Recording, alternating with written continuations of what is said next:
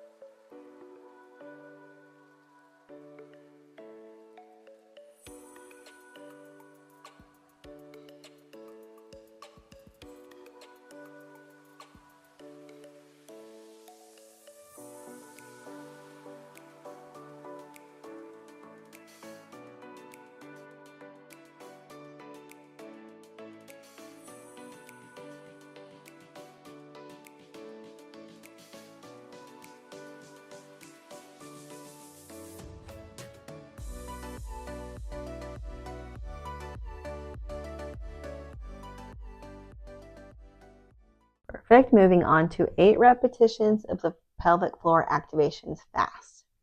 So breathing as comfortable. You're going to lift and lower. Lift the pelvic floor and lower and relax. Lift the pelvic floor and lower and relax. Lift the pelvic floor, lower and relax. Lift the pelvic floor, lower and relax. Lift the pelvic floor, lower, lift, lower, and lift, and lower. Then going right into our 360 breathing, exhale and hold. I'm going to use my hands as a cue so you can kind of see the full expansion versus the mini expansions. We're going to inhale.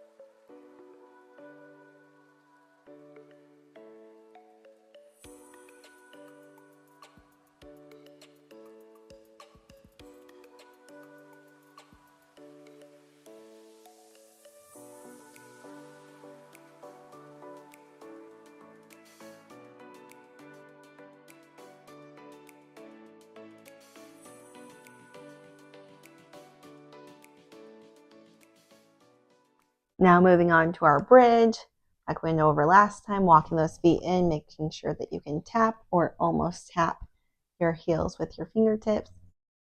I'm going to place the hands on the hips, making sure you're rotating your hips under.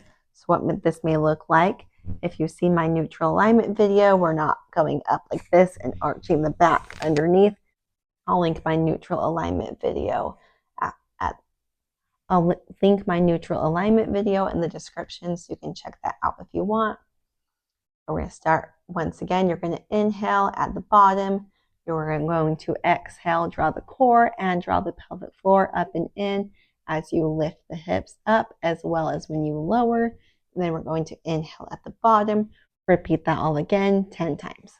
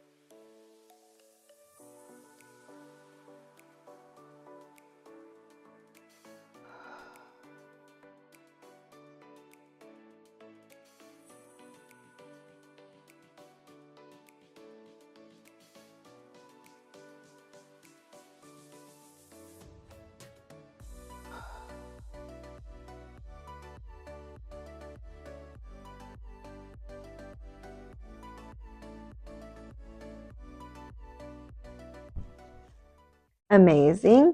So now heading into our last exercise, which is going to be the knee lift. Once again, it is using the same technique of the breathing while we are rested and then exhaling, engaging the core and the pelvic floor while we are working. So our knee lift is going to look like this. We're just lifting the knee up and then tap back down, lifting the knee up and tap back down. We are going to keep it on the same side.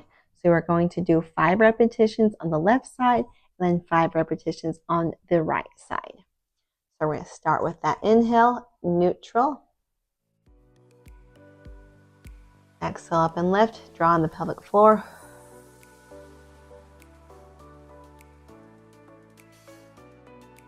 Inhale. Exhale, draw everything in and move the leg.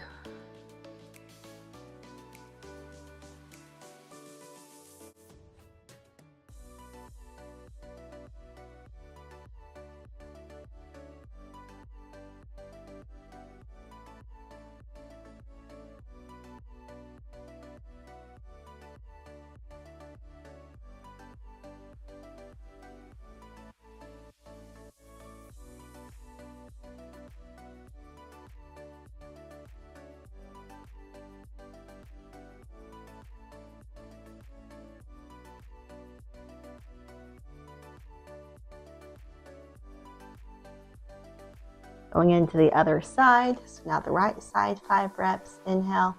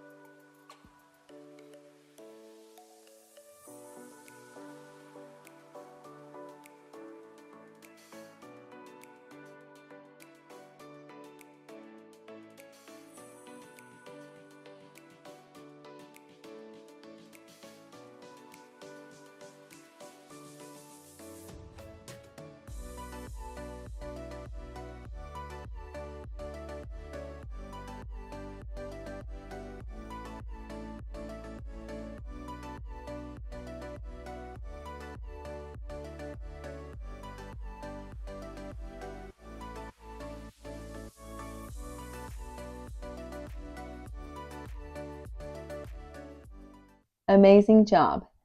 So you might have noticed that it is more difficult for you to connect to your pelvic floor, lifting and lowering while you are doing the bridge and the knee lift.